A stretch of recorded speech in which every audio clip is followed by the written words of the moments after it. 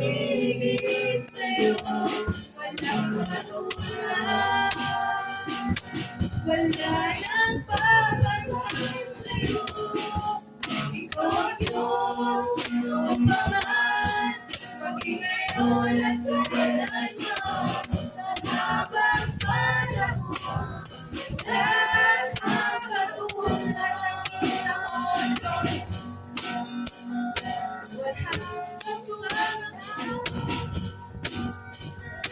Wala nang higit sa'yo, wala kang katulad. Wala nang babantay sa'yo.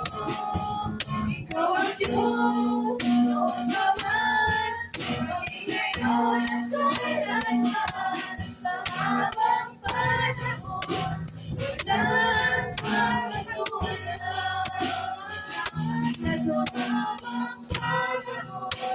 Wala kang katulad. Sa habang panahon. Wala kang katulad.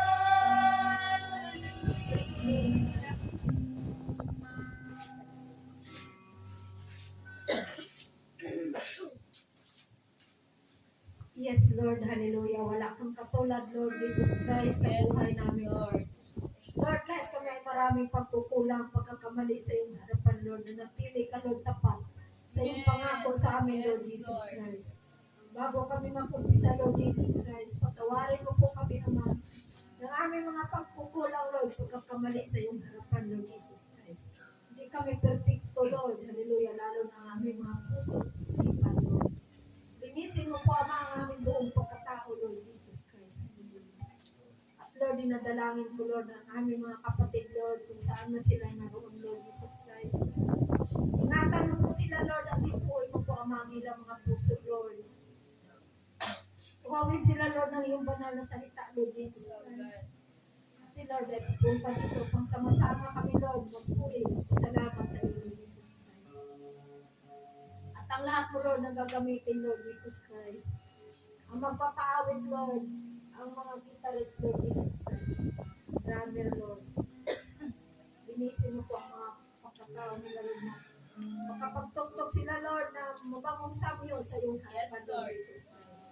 Lalo ang song leader namin, Lord Jesus Christ. Ikaw nakakakita, Lord, ng buong pagkatao ng Lord Jesus Christ. At lalo na, Lord, ang magdala ng iyong mga mensahe, Ama. Tago mo po sa iyong likuran, Lord, na ikaw ang makikita. At ang mga mensahe, Lord, na para sa amin, Lord Jesus Christ.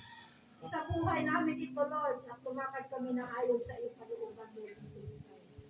Kalooban mo, Lord, na sambahin ka namin, purihin ka namin, Lord. Dahil sa iyo, Lord, sa iyo lahat, Lord, ang mayroon kami sa iyo na galing, Lord Jesus Christ. Wala kami may pagmalaki sa iyo, Lord Jesus Christ. Ikaw, Lord, ang lahat, Lord Jesus Christ.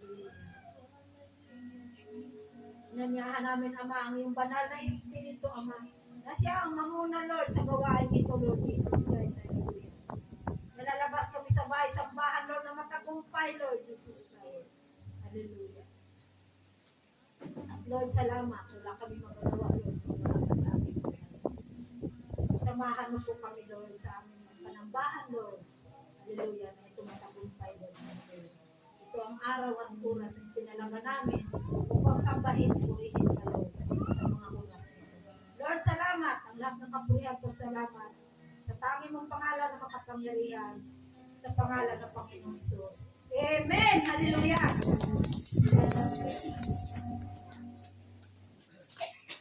Wow!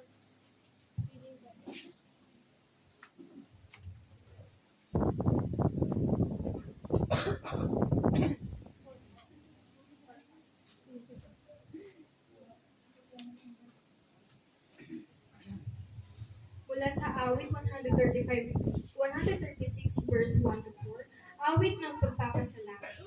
O pasalamatan ang Diyos na si Yahweh pagkat siya'y mabuti. Ang kanyang pag-ibig ay pangwalang hanggan at mananatili. Pinakadakilang Diyos ng mga Diyos ay pasalamatan. Ang pag-ibig niya ay mananatili at po pag walang hanggan.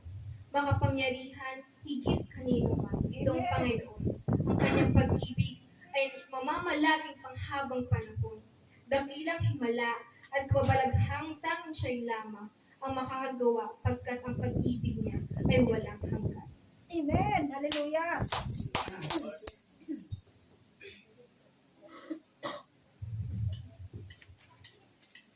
Ayan. Sabik na ba ang lahat para magpuri para sa ating Diyos na buhay? Amen. God is good. All the time. All the time.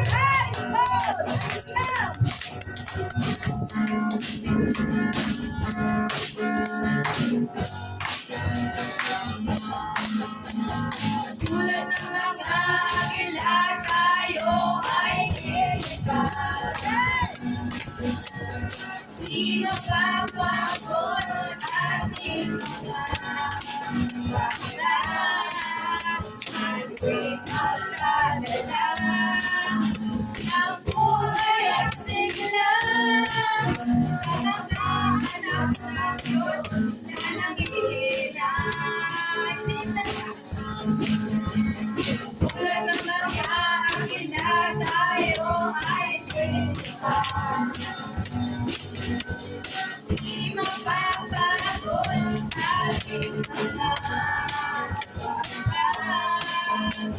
Ako'y magdadala ng buhay at sigla sa mga anak ng Diyos na nangihinay. Halika na! Halika na! Umayo na! Ibahaya ang tagumpay niya. Halika na! Ang magdala. Magbigay kalakasan sa presensya niya. Ito ang panahon na nauso ang masaklay. Ito ang panahon ng pag-ibig ko sa Kanya. Sama-sama na pag-apoy ng ngalan niya. Magawa ng Diablo ay pupukin na. Halika na, umayo na, ibahaya ang tagumpay na. Halika na, at magdala.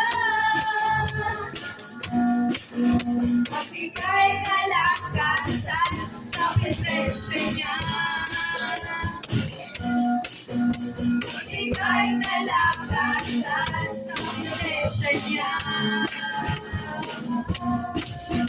Magbigay kalakasan sa presensya niya.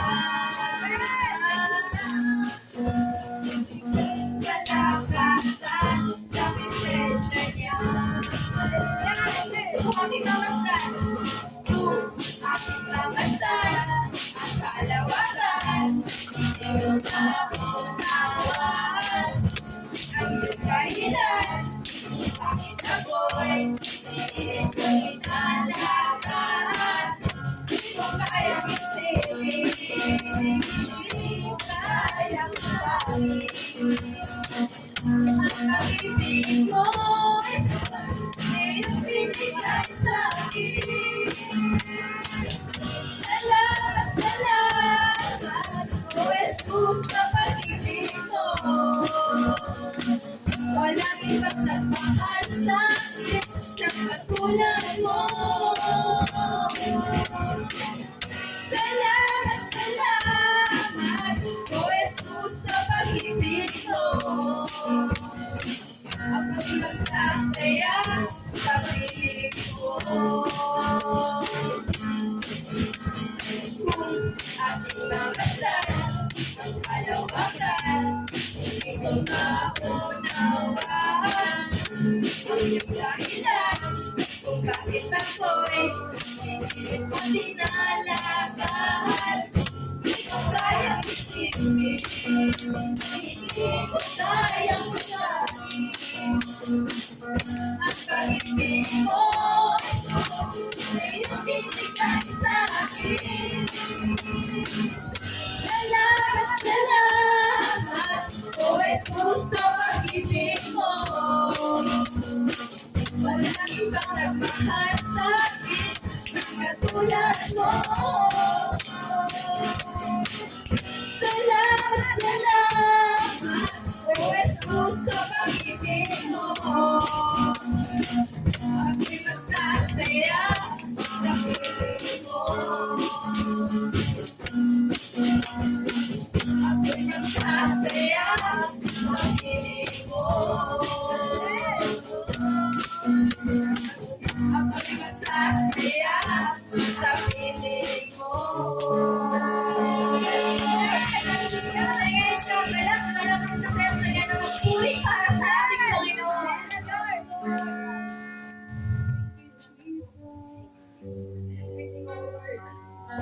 Thank you. Salamat that you've done to us, Lord. Alam na ikaw ang Diyos na nag-iisa sa akin, O Lord.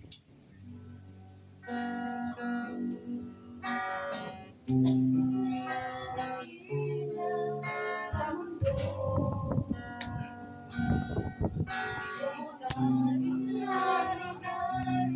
tulad ko, ginawa mo pag-ibig mo ay tapat at wagas. Diyos,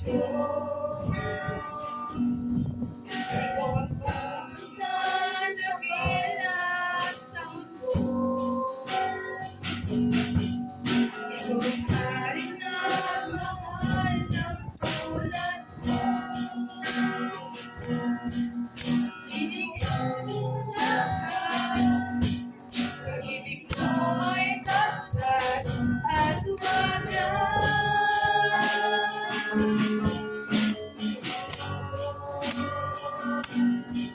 Wala nang kapantay sa kabutihan mo. Ang ngalan mo'y tataas sa buhay ko. Sundin ang loob mo, iparinig ang nais mo.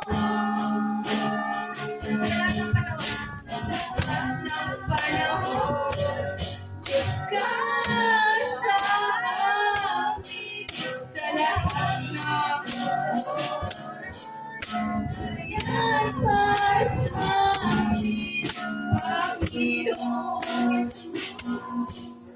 Umilis ka, nagilain ka sa buhay ko.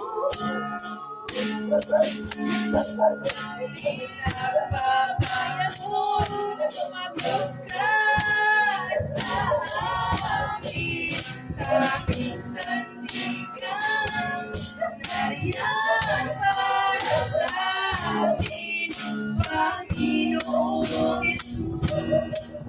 Maghari ka, magliwanag ka sa buhay ko.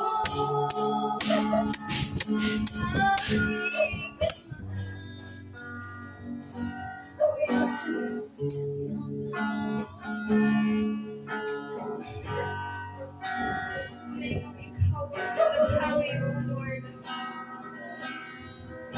Salamat, O Lord, sa mga sukulang biyaya mo, O Lord, sa patuloy na pagdadaloy na biyaya sa aming buhay, O Lord.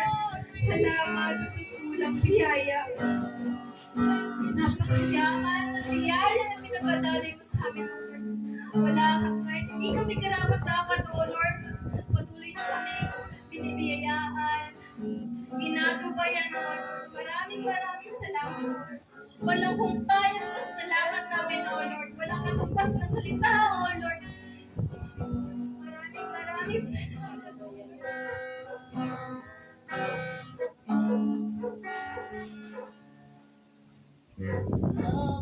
Hindi karapat-dapat pagkukulang ng iba at wagas mong magsinta.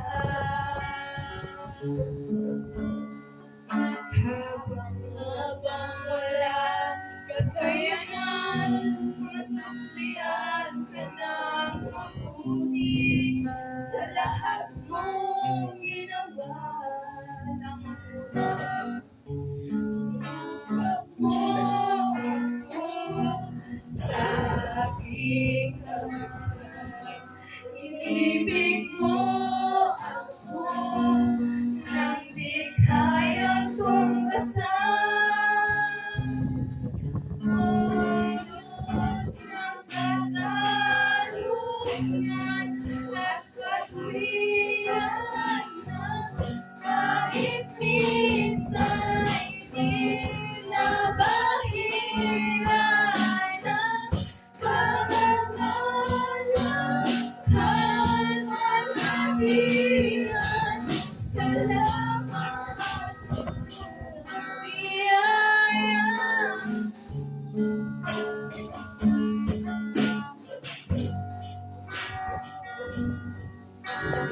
Sa lahat ng biyaya, O Lord.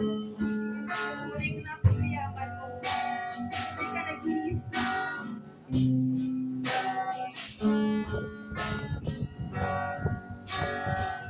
Minsan, habang hindi ka dapat-dapat,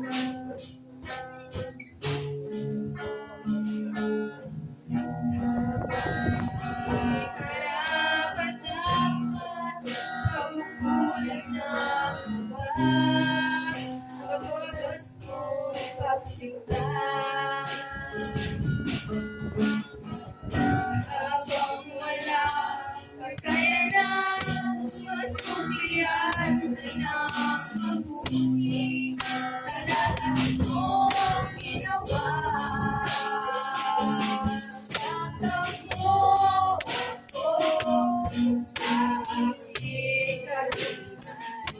Inibig mo ako nang di kayang tumbasan. Ng katarungan at katwiran na kahit minsan di nabahiran ng kabanalan, kalwalhatian. Salamat sa walang biyaya mo, O Diyos ng pag-ibig na mas malawak pa kaysa aking mga pagkakasala. Higit pa sa buhay ko. Salamat sa walang biyaya.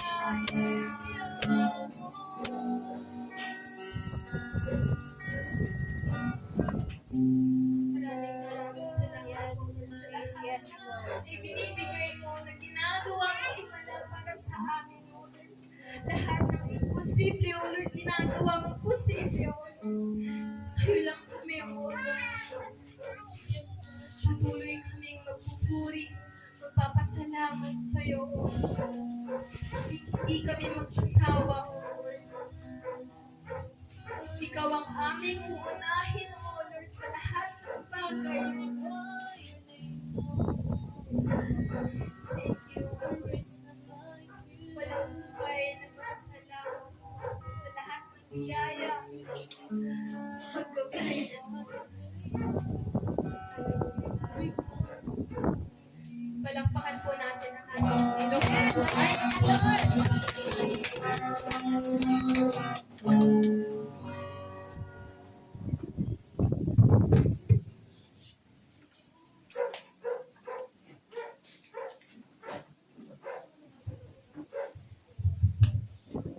Hallelujah. Ayan. Magandang umaga po sa bawat isa.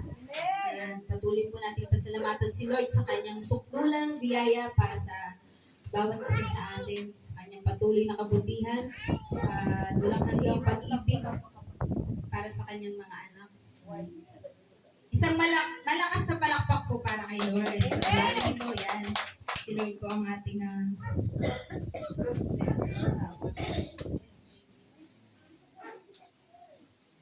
at ngayon naman po ay magpapatuloy tayo sa ating gawain. Ang ating Sunday School na pangungunahan po ni Pastor Edward. Palakpakan po natin si Lord.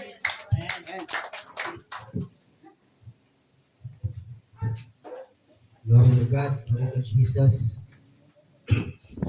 Pasensya na po, may isa po na puso. Nakikiuso tayo. Yung panahon at saka yung talagang sitwasyon ay pagka may usok ng bulkan sa gabi, nalalaman ko po lahat. Praise the Lord. At ano ka na, Merkulis yata po yun. Uweres ba yun? Nag-chat si Pastor Jerry. Pastor, ito po mag-share ang Sunday School. At binigyan niya po ako ng topic. But very exciting. Amen. Na topic po na ito. Kasi tagal ko na po ito hindi nagagawa. Nung ako po doon sa Quezon City, the small church in Quezon City, doon po sa malapit sa Payatas, ako po yung nagkakandak ng mga training and seminar about the leadership. At sa ngayon po ako yung kapag may laking responsibilidad doon sa grupo namin, doon sa ginagawin po legal, motorcycles, transport. At ako po yung nasa gitna, ako po yung nasa taas. Hindi ako president, pero ako po magbibigay lahat sa kanila ng power sa lahat ng mga officers. At sabi ko, sa lahat ng hari sa Biblia, mayroon po silang propeta. Kaya kayo, acknowledge niyo po yung prophet ninyo. So, I thank God kasi na-pre-approve na po ako sa SEC. At ibabalik ko na lang sa SEC yung notarized papers. And ayos na po. At magiging legal na po talaga kami. Kaya ko muna share ito. Kasi dito ko po inuhugot ng Diyos ay bawat isa sa atin ay mayroon siyang layunin sa inyo. Kahit ano ka man, kahit sino ka man, saan ka man. Minsan hindi mo alam na minsan pa napupulog ka na sa ginagawa mo araw-araw. Pero hindi niyo po alam, may layunin ang Diyos. Sabi ni Pastor Jerry, Pastor, about leadership. Mag-grade 1 muna tayo about leadership. Kasi ang leadership, it's like a course. It's a training. Na mag-umpisa ka sa umpisa. At makita mo muna ano yung root you got. Makita mo kung ano yung leader. Sino po dito ang leader? Amen. Hallelujah. Ay, lahat po tayo, lahat kayo, leader. Medyo pag po tayo sa, hindi mo muna ako magpapan muna masyado sa scriptures. Pero the following course o following trainings ay magkakaroon ng mga scriptures. Ito muna po ay huhugutin ko bawat isa sa inyo. Malaman nyo na kayo ay leader. Amen. Sinong nanay? Amen. Sinong tatay? Siya hindi. Marami kayong anak. Marami kayong sumusunod sa inyong tahanan. Amen. Kayo po ay leader. Baka sabi ko, hindi ako leader. Ay, wala naman po akong pinamumuno ang grupo. No? Ngayon, mag-aralan po natin. Mabilis lang po ito. May 10 qualities o characteristic ng isang leader. Kasi, minsan din natin alam na ikaw ay leader. Kaya umpisa natin yung leader sa loob ng tahanan. Sa loob po ng tahanan. Ano yung quality ng isang leader kahit po nasa loob ka ng tahanan bilang ina o bilang isang tatay? Amen. Laging huli. Ikaw laging nangunguna sa mga gawain. Kasi leader ka eh, para sundin ka ng mga followers mo. Yan. Oo. Okay. Ang leader talaga mahulog. Pwes Huwag ka. ka laging huli. Totoo po yun. Ikaw lagi ang nagbibigay ng unang hakbang at mga activities sa tahanan. At ang iyong mga anak ay namumul mo sa nakikita nila sa iyo. Amen. Ano yun? Ang tawag mo. Number 1, integrity. You have an integrity in your inside of your house, sa inyong pamilya. Sabi po niya, integrity is an essential leadership trait for the individual in your family or organizations. Amen. Paano ka kasi, bakit umpisan sa tahanan? Paano ka maging effective sa labas kung hindi ka naging effective sa loob ng tahanan mo? Amen. Mas nakakakilala sa iyo ay ang inyong pamilya. Kasi pag lumabas ka, kasama mong pamilya mo, they are the first. Your family is the first for you to lift you up. Una ang pamilya mo ang magtataas sa iyo pag lalabas ka. Yan ang tatay ko, magaling yan. Ang galing yan. Ang nanay ko, galing yan sa lahat sa bahay. Kaya wala akong may masasabi dyan sa magulang ko. They are good leader. Alam niyo ba na ikaw ay naging follower? Kung ikaw ay bata, ikaw din ay naging follower. To be a good leader, first is to a good follower. Kahit hanggang ngayon, follower ka rin. Yes. Ang utos mo di sinunod, ikaw pa rin ang susunod. Kaya, paano ka maging good leader if you are not a good follower? Amen. We are not a boss in your house. You are a parent. Kayo po isang magulang. So number 1 is integrity. Paano ba ma-acquire yung integrity? Kaya minsan, kayong mag-asawa, pag mag-away, huwag niyong pakita sa inyong mga anak. Kasi pag minsan baka mayroon mo mga murahan, pag nakita ng inyong mga anak, gagayahin na ng anak mo.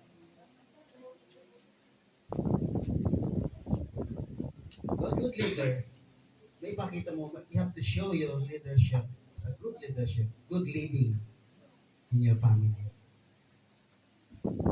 Okay, that's the number 1. Alam nyo kung paano nyo ma-acquire, paano nyo ma-build ang integrity nyo sa loob nyong tahanan.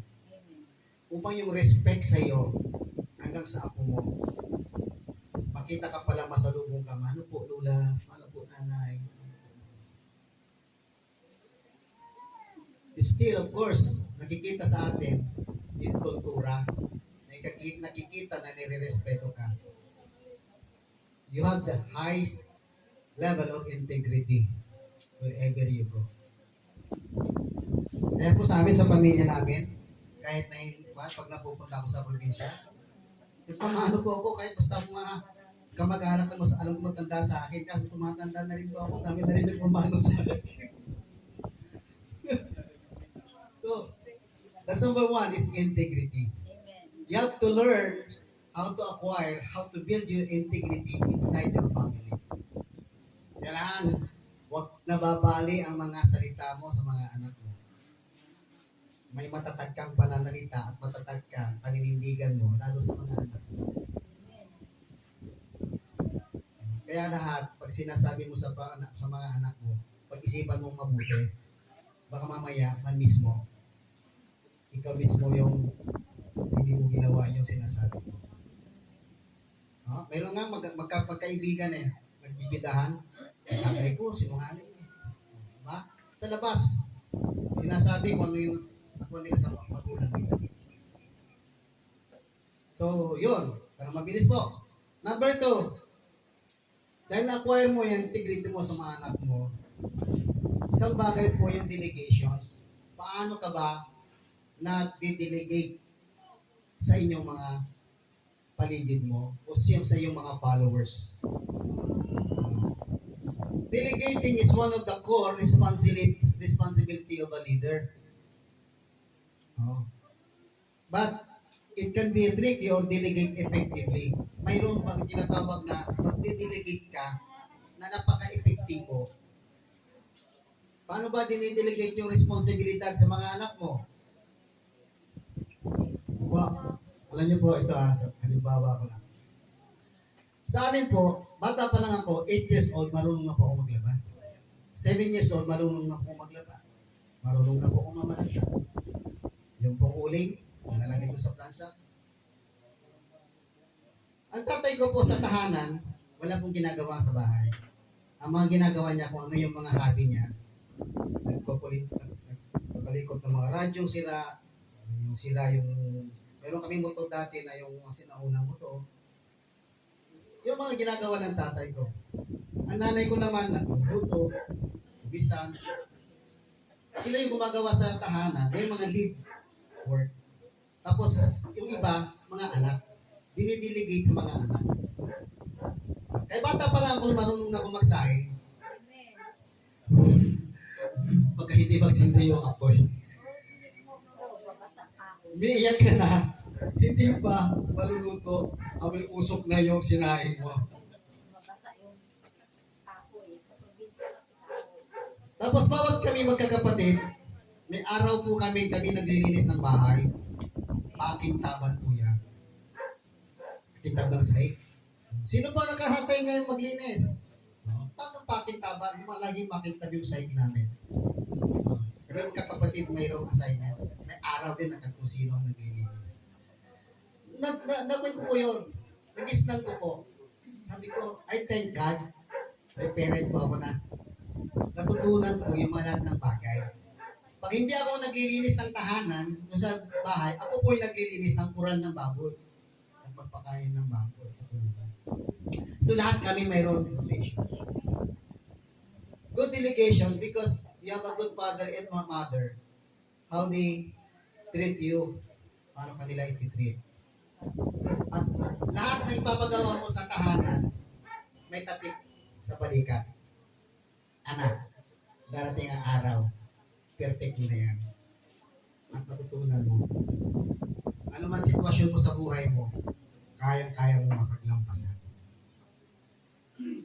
Pag ang mga anak mo, natutunan yung hirap, huwag mong ikwan sa hirap, kahit mayaman ka, you have to show them, pakita mo sa kanila, ganito yung maging mahirap. Ang ganun po ba? Dahil pag sila ay nasa labas, yung heart nila, andun, yung pagtulong din po pagdating ng araw.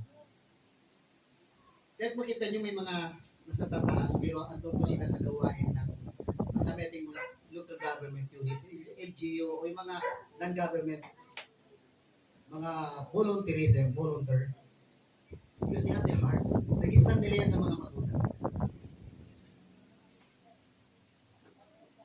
Kaya yun ang bagay na bibuild sa loob ng tahanan. Hindi po sa labas. Yung sa labas, additional na lang po yun. Sila po ay nagdadagdag ng kaunting strategy kung paano maging effective. Hello. So yun po, delegation. Pangatlo po, communication. Effective to best leader, maging leader, mag-best kang na leader are a skilled communication or able to communicate in a variety of ways.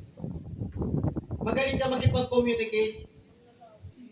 Halimbawa, sa mga anak mo, may nag-away, hindi magkakasundo-sundo. Paano mo to sila kinakausap? Paano ka nagiging arbiter sa kanila? Paano mo inilalagay yung sarili mo? Kaya napaka-importante yung communication sa buong pamilya upang yung binding ng love, relationship, ma-maintain. Kasi sa amin mga kapatid ko, tsaka ako, pasalamat ako sa mga magulang ko. Kahit na-treat ako ng discipline na medyo mayroon, hard discipline. Kasi kami, pag sumuway kami sa magulang namin, alam nyo ba, yung itak na ganyang kalapan, pamamalo sa amin ng nanay ko. Bumili ka lang ng suka, ilang oras na. Dito saan ka bumili ng suka? Luto na yung paksiw na walang suka. Talaga napapalo po kami. So, mayroon naman pong, kahit umiiyak yung nanay namin, pag umiiyak din kami. Di ba sa ikaw ba yung parent kung nasaktan mo yung mga anak mo? Tumatawa ka? No. I'm not a parent, but I know. Sa mga magulang ko. Nakita ko sila.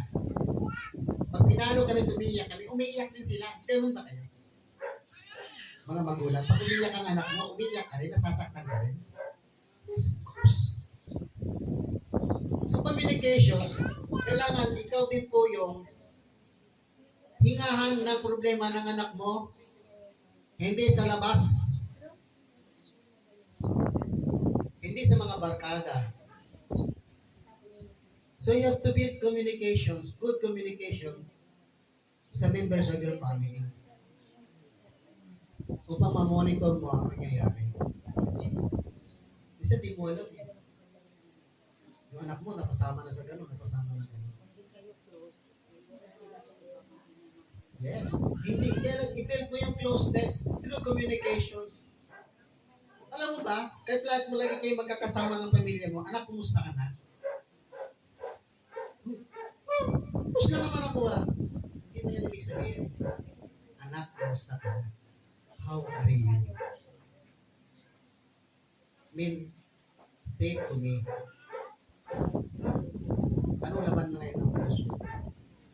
Baka na-in-love ka na, meron ka na gustong ganito, gustong ka na ganyan, hindi mo masabi.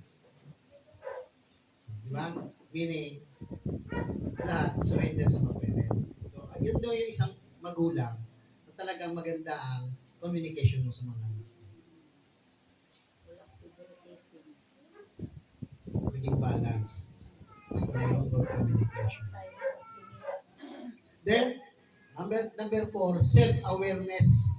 Bakit kailangan isang magulang na self-awareness? Dapat nakikita mo bilang isang leader sa tahanan kung lumalampas ka na, umaabuso ka na, o kulang ka. Kailangan alam mo yun. Kailangan, nati-discern mo because, bakit discern? Sinabi ko yung terms na discernment. Because nobody can give you, wala makapagbigay sa iyo ng pakiramdam, the best na makararamdaman mo sa sarili mo. Kundi ang Diyos. Bibigyan ka niya ng yung discernment kung nasaan ka, kalagayan mo, bilang isang namumuno ka ng followers mo, lalo sa pamilya. Nakikita mo, papakita ng Diyos ano yung pagkukulang mo. Minsan kasi, may pagkukulang na tayo hindi natin alam. Importante, para alam mo kung paano mo punuan iyon. Yung self-awareness, importante po yun bilang isang magulang, leader in the family. Para alam mo kung paano mo i-balance. Pag nagkakamali ka, may kulang mo sa mga anak mo, ay kaya mo rin siyang punuan. Upang maging best and a good leader ka. Kasi sa leader, kahit kasama ka sa labas sa organizations, kailangan nakikita mo ano yung kulang upang alam mo kung paano to i-call up. At hindi welcome ang pagka-leadership. Ito po. Panglima po is gratitude. Magpapasalamat ka ba kung ginagawa mo mabuti ang anak mo sa'yo? Of course. Minsan di tayo nagpapasalamat eh. Hindi, wala tayong pakialam. Nagawa na nga ng anak mo yung tama, nagawa na ng anak mo, sinunod ka. Wala lang. Show them. Pakita mo, mahal. Salamat anak. Lahat ng sitwasyon nila, pasalamat ka sa kanila. Salamat anak at talagang seryoso ka sa ministry mo. Salamat anak. Salamat anak at seryoso ka sa pag-aaral mo. Salamat anak. At pinapalo mo yung mga rules namin. At salamat sa Diyos. Hindi kayo pinapabayaan. That's gratitude. Number 5. Number 6. Ito po yung learning agility. Learning agility, kung paano ka rin flexible at matuto. Alam nyo ba, sa panahon ngayon, ikaw magulang, makaluma ka. Yung mga anak mo, medyo modern na, futuristic na. Ang kagaling na sa cellphone. Di ba? Magagaling na sila lahat. Kaya minsan tuturuan ka pa. Di ba? Tuturuan ka pa. One way of getting the attention from your child or from your mga apo, ano bang ginagawa mo na? Turuan mo nga ako. Ano ba yan? One thing of building your relationship. Kung saan, spend your time sometimes learning each other. Spend your time na kunin mo din kung ano yung natutunan ng mga anak mo sa labas at i-adapt mo. At doon mo po sila lalong makikilala. Ang galing pala ng anak ko, dami na si-search sa labas, dami na lalaman. Ang dami na alam, ma-amaze ka. So that, kaya mo i-correct kung ito'y may mga mali.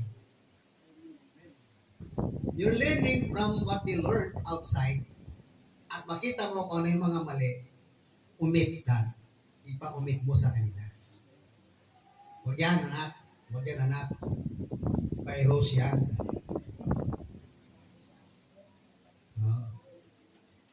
Yeah. Kailangan flexible ka. You learn something in the situation para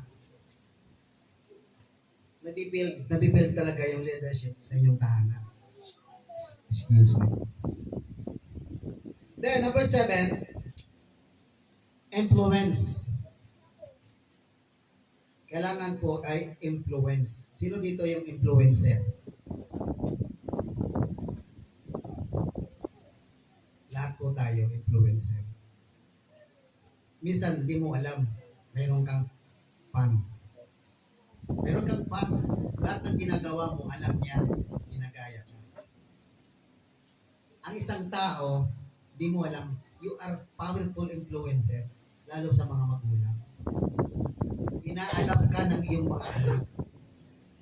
Kaya minsan, you have to be aware, in your self-awareness ka, aware ka sa lahat ng ginagawa mo sa loob ng tahanan mo.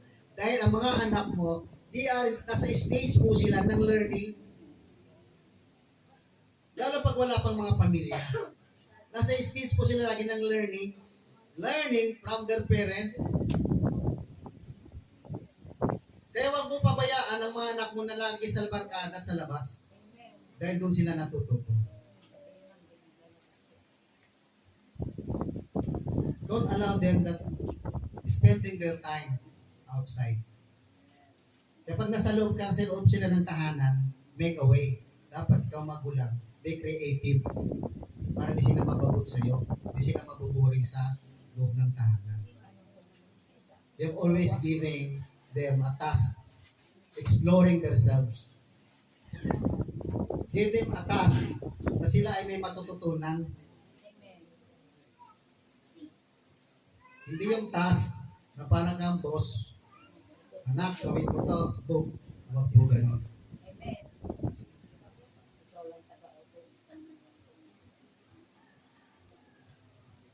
Mayroon pong proper way how to paano ba yun? Paano mo ibigay ang responsibilidad sa mga anak mo, sa mga trabaho mo. There's a nice proper way. At mayroon pong strategy na iibigin nila at mahalin nila yung mga pinapagawa mo. Papaano? Anak, pag natutunan mo yan, ang galing-galing mo. Pag natutunan mo na yan, anak, sa sinasabi ko, mga iba, talo mo sila. You're the best. Appreciate them what they are doing. Every task that they finish, every task na na-accomplish nila, give them reward. Even appreciation, a word of appreciation. If you have it, give them. Ma'am, anak, yung allowance mo, 1,000, ay isang allowance mo, 5,000, gawin natin 10,000.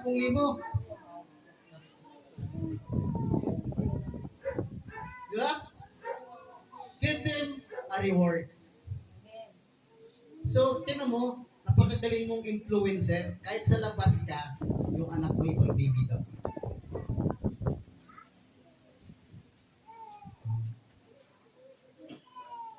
Kaya the best na leader, ay yung nasa loob ng tahanan na namumuno.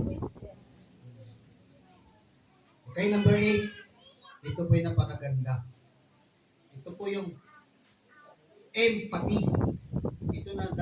Dito na papasok ang emosyonal na pakikialam mo sa mga anak mo. Hindi pwede na inihin nila lahat sa'yo. Even their love relationship outside. O yung kanilang tinatawag na. Kasi hindi mo maiwasan na darating at darating yung mga bagay na yun. Ang kagandahan, you can give them advice. Heart to heart. Ito na yung heart to heart empathy sa mga pinamumunuan mo. O in the circle of your heart to heart mo na silang makakausap kung ano yung kanilang mga nasa loob. Na meron ka na kasing emotional na concern sa kanila. Anak, mahal ka namin. Kaya ayaw namin na naging ganito darating ang araw. Ngayon pag natutunan niyo pong gawin sa loob ng tahanan, darating ang araw, pati sa labas kayo pong gawin. Kasi kasama po niya, pagdating sa evangelism, heart to heart, inaalam mo ang tao, ano ang kanyang concern. Then lead them to Christ.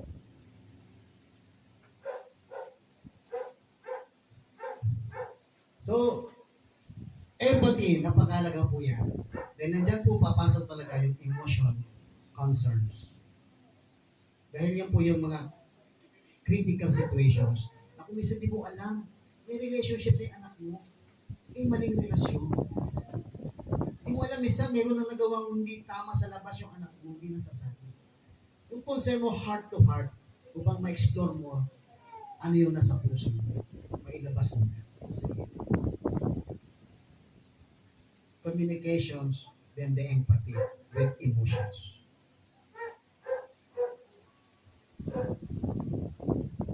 So hanggang ng 10 lang tayo. Number 9. Courage. Bakit courage? Sabi niya, it can be hard to speak up at work. Whether you want to voice a new idea, provide feedback to a direct report, or plug concern for someone above you. Pero dito po, dahil sa tahanan, kung minsan po, mayroon kang gustong sabihin, mayroon kang gustong gawin, implement, natatakot ka, baka ayaw mo, baka tanggihan ka, baka talikuran ka, baka maging rebelde na sila at gawin mo, magalit sila sa iyo. Kung nagawa mo from 1 to 8, yung number 9, magagawa mo sa kanila. At makikinig sila. You have a courage to lead your family. You have a courage to lead your group, your organization, whatever you're involved in. Napaka-importante po yung courage sa leadership. As a leader. Si Joshua po, doon sa book of Joshua, ang natatandaan ko po talaga, ang natutunan ko dyan, be strong, don't be discouraged. That's my favorite. Huwag kang ma-discourage. Kung minsan na-discourage ka na, wow. Minsan, pag sa mga pamilya, may mga pamilya na discourage na siya sa pamilya niya. No? Bahala na nga kayo. Maririnig mo na. Bahala na nga kayo sa buhay niyo. Maririnig mo na. Kaya importante, you have to take all this 10 characteristic. Mayroon ka talagang kakayanan. Kailangan. Kaya tayo mananampalataya, hindi mo kakayanin ang lahat ng bagay without the Lord in your life. The good things is you are in the Lord. You can do all things, sabi mo sa Panginoon eh. I can do all things through you. Apply all the words of God doing the task inside your house, in your home. Huwag niyo pong ilabas ang Diyos sa lahat ng task mo sa pamilya mo. Let them also sa paglilingkod sa Diyos. Yun po yung una sa lahat. Na ililid mo sila serving the Lord. Number 10, that's the last. Sino po dito yung parang wala ng karespeto? Alam niyo po, importante po, build mo the respect. And you have also show respect. Sabi po, treating people with respect on a daily basis is one of the most important things a leader can do. Ikaw magpakita po ng una ng pag-respect. Respect your son and daughters. Respect your children.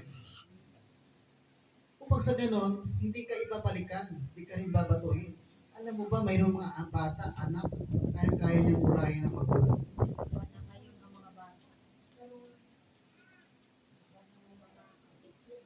Alam niyo po sa amin, nung bata kami, pag nagsalita ka ng masama, hindi lang magulang namin, kasi nakakatanda, sasampalin ka ba? Saan ay magkakapatid? Yung pinakakuya, kung narinig kang nagmuna, nakapak yun sa mukha. Kaya sa amin, hindi namin natutunan. Kaya pag nakakarinig ako ng mura, naiiling lang talaga ako.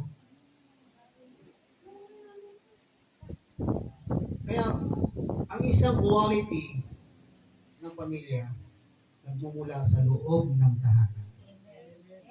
Nilang nanay at tatay. Paano mo binil your family. Kaya nga kayong mga magulang, minsan may mga seminars. Seminar sa mga magulang, kung paano maging magulang, paano lahat yan, napaka-importante. Din naman tayo perfecto eh. Lalo pag sa mga Christian organizations. So, yun po, respect your parent, your mga children, and they will respect back to you. Respetuhin niyo po sila, ibabalik nila ang respeto sa inyo. Pero pag didisiplina mo, ay may kasamang tadyak, kasamang putos. Sigaw. Sisigawan ka rin ng anak mo. Pag nakatalikod ka, ang daming sinasabi sa'yo. Yeah? Pwede rin po na puro utos ka. Pag napakagaling mo, mamumbinsi, bakit po siya sumusunod sa'yo? Sige, bunutan mo ko ng uban. Busin mo yan. Hindi po yan magpapanyan na susunod. Ma'am, bawat uban, 10 piso ha. Strategy. Sabi mo, anak, hindi na uban yan ha. Hindi na, mamumuti na yan eh, kahit hindi pa.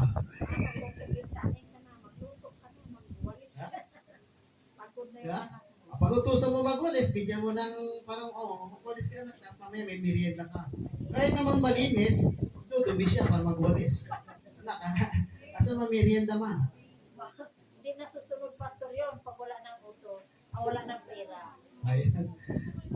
So may strategy naman po. Meron po kayong diskarte. Huwag po kayong, huwag po tayong masyadong sa material na bagay. Kung sila ay mati-focus. Mga mati-focus. Tayong dalawa, ganyan. Tulungan mo ako, ganyan. Okay yun. Kaya, all these things, characteristic, nasa ating Panginoong Hesus. Amen. All these things, nandun po sa mga ginamit ng Diyos ng mga leader, even kay Moises, even po kay Joshua. They are good leaders. Kaya na po, napamunuan po nila. Alam niyo, favorite ko po pag-aralan ay kay Joshua. Sabi po nga nila, Joshua is the great army of generals in the world. The only na nakita, the best general at all times is Joshua. Kaya, mga magulang, mga kapatid, ito po, tip ko po sa inyo. Huwag po kayong tumigil na mag-aral. Education is the best. Papaano? Lalo na ngayon, may mga internet, dahil ka naka-online, puro Facebook. Search ka naman.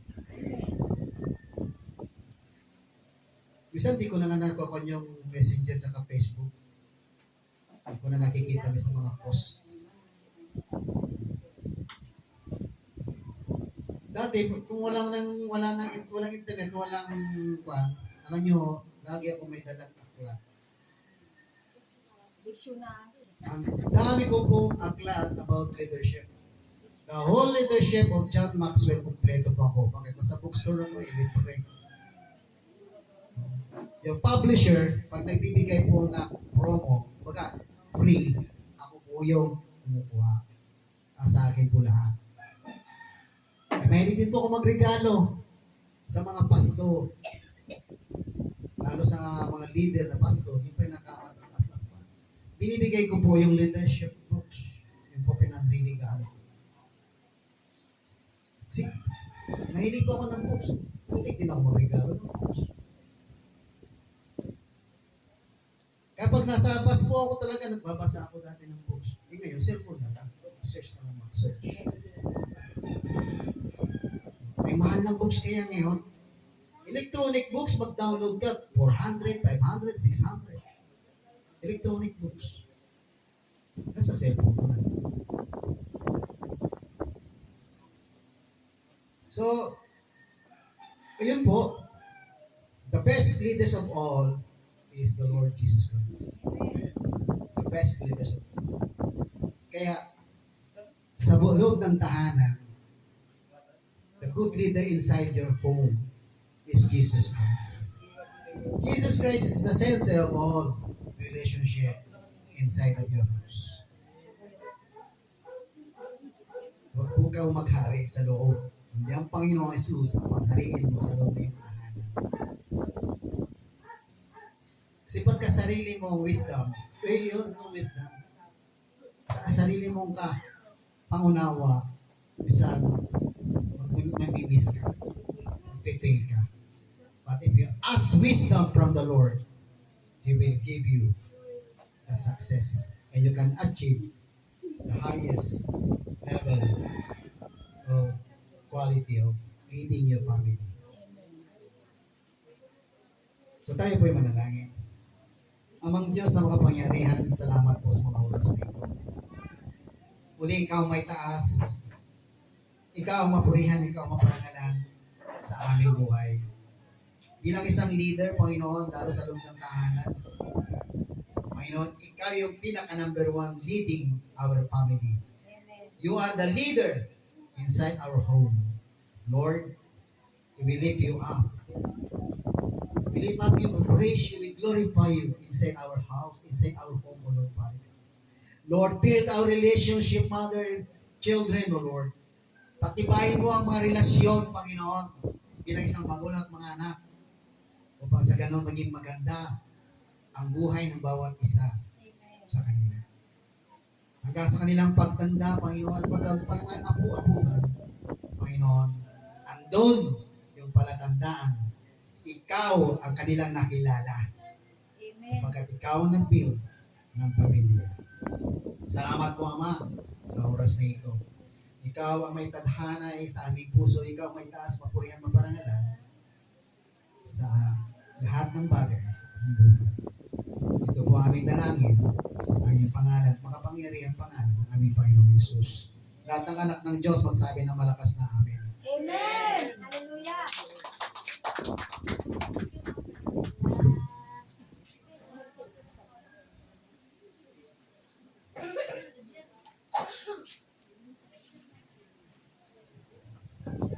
Maraming salamat po sa buhay po ni Pastor Edward. At patuloy po natin piliin na humingi ng gabay sa ating Panginoong Diyos. Oras po. At ngayon naman po idadako tayo sa pasasalamat po sa ating Panginoon. Kung sino pong nais magpatotoo sa kabutihan ni Lord, maaari lamang po lumapit dito sa harap.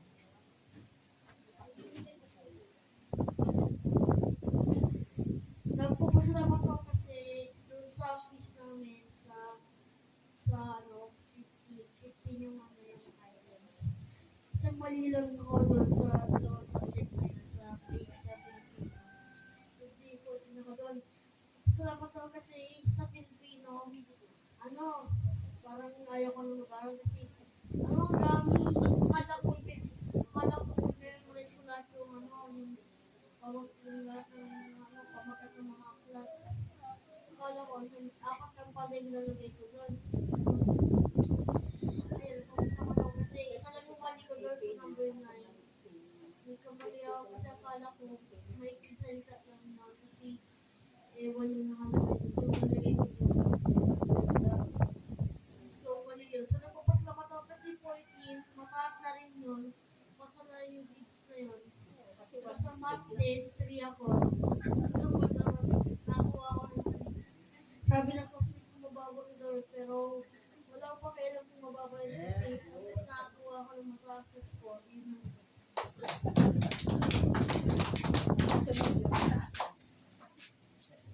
Purihin natin si Lord sa buhay po ni Brother Emma. Ang napakabuti ng Lord.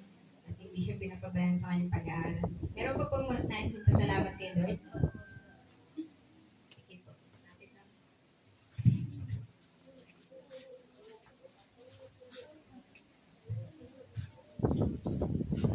Praise God, hallelujah. Ako nagpapasalamat sa ating buhay na Diyos.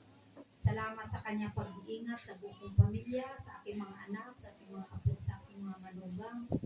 Palagi kong dinadalangin ang pag-iingat ni Lord at kalakasan ng pangatawan dahil yun ang pinaka-importante sa buhay natin.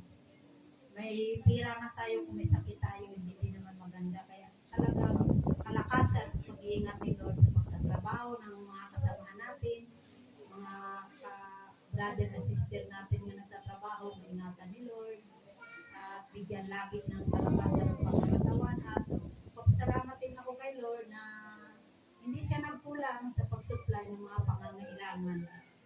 Kaya napakabuti talaga ni Lord sa buhay natin kapag nanatili tayong malakas at ang ating pananampalataya sa Kanya at number 1 siya sa buhay natin.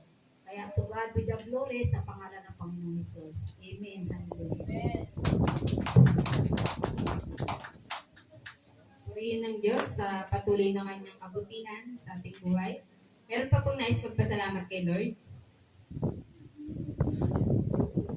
So, wala po tayong pagpapasalamat kay Lord, wala na pong nais. Siguro naman po sa na lang sa bawat prayers na po tayo magpasalamat kay Lord sa kanyang walang sawang kabutihan at pagmamahal po sa atin lahat. Ayan. Ngayon naman po ay dadako na po tayo sa mensahe ng ating Panginoon na ibabahagi po ni Pastor Jerry. Palakpakan po natin walang iba kundi si Lord sa umaga nito. Amen.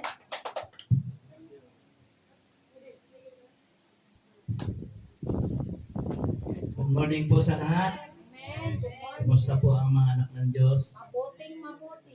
Amen. Sige po, tayo po ay muling tumayo at anyayahan natin muli ang presensya ng Panginoon na patuloy na mag-lead sa atin. Patuloy tayong mapuspos ng kanyang banal na Espiritu. Amen. Gamitin natin yung Come Holy Spirit. Come, Holy Spirit, I need you.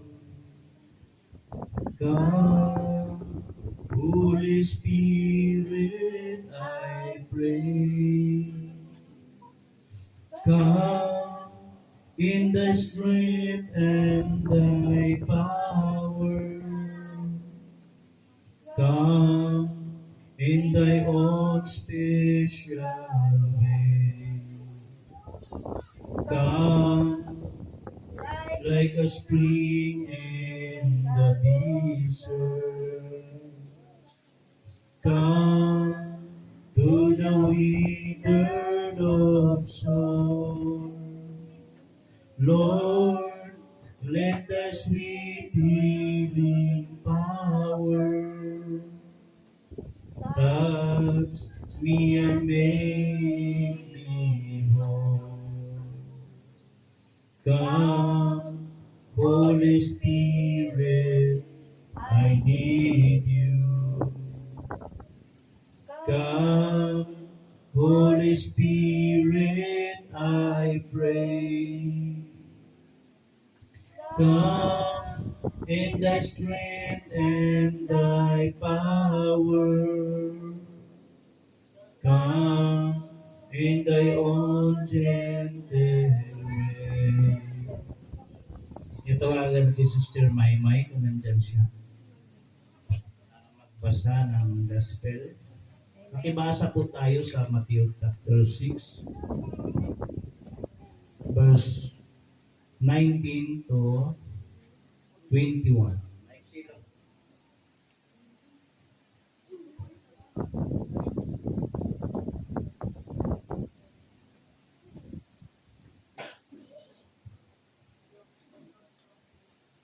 Huwag kayong mag-impok ng mga kayamanan dito sa lupa.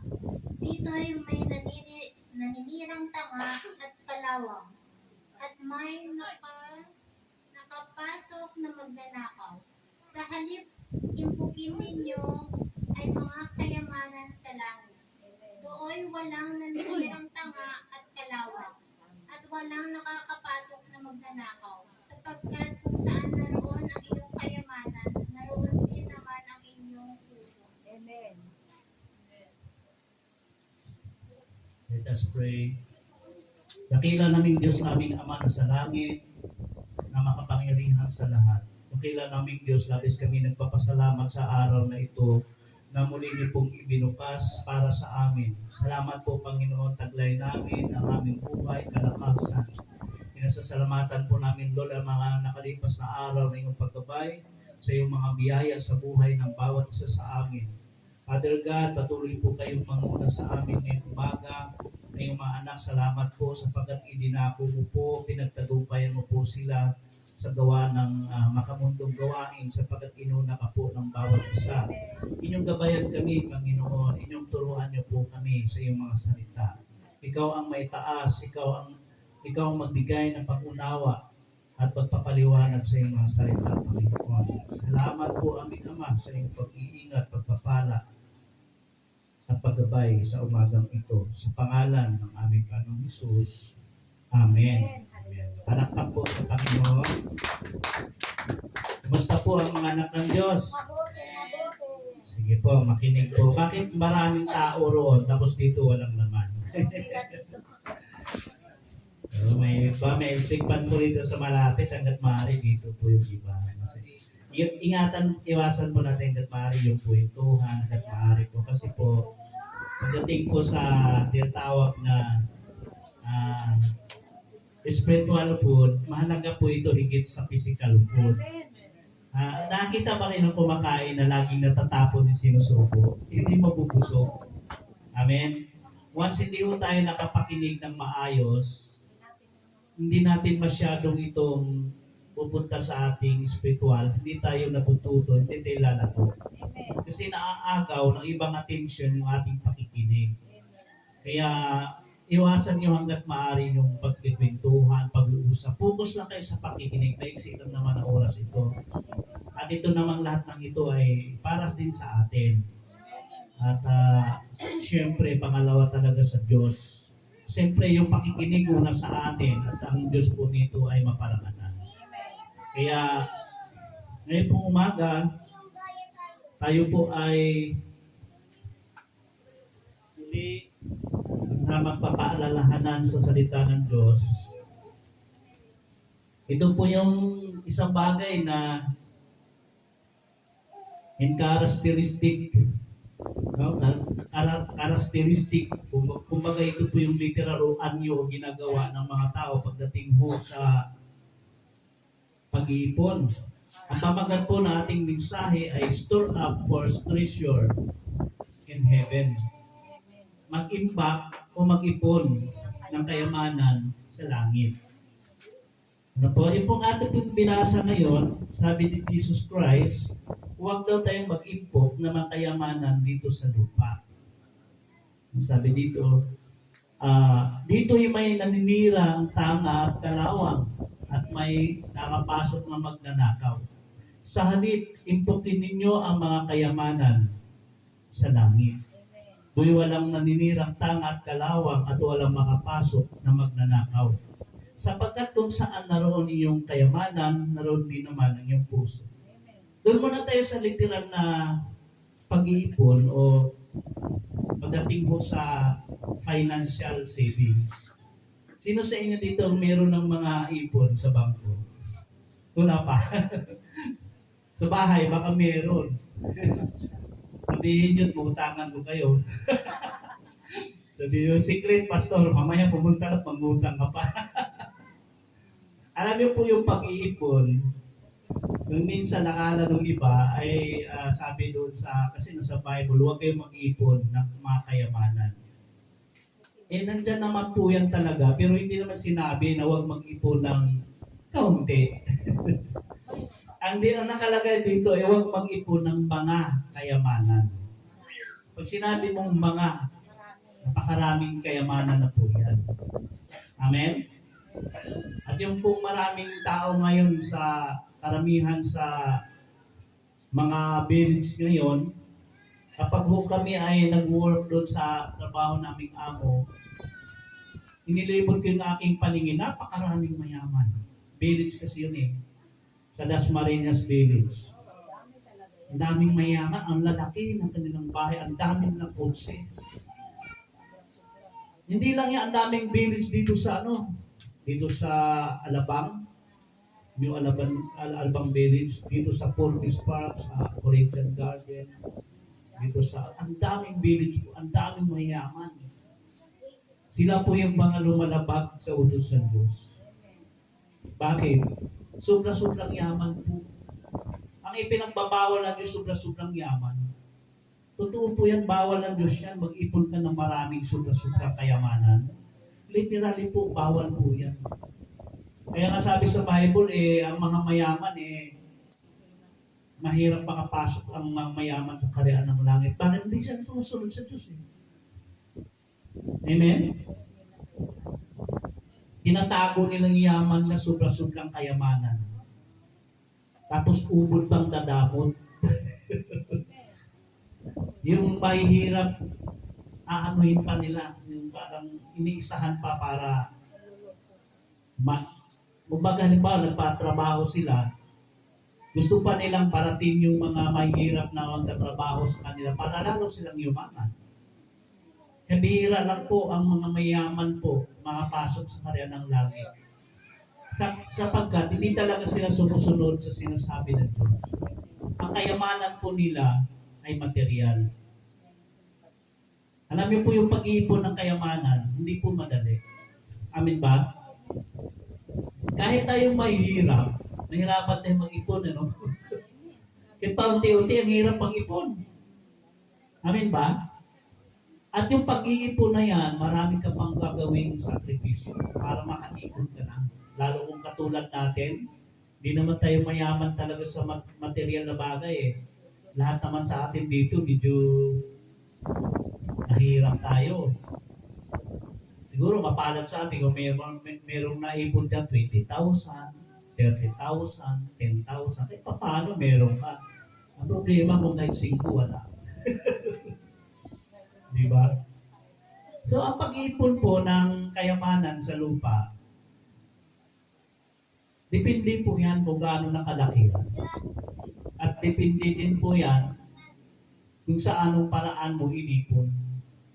Kasi meron din nag-iipon na galing sa kasamaan.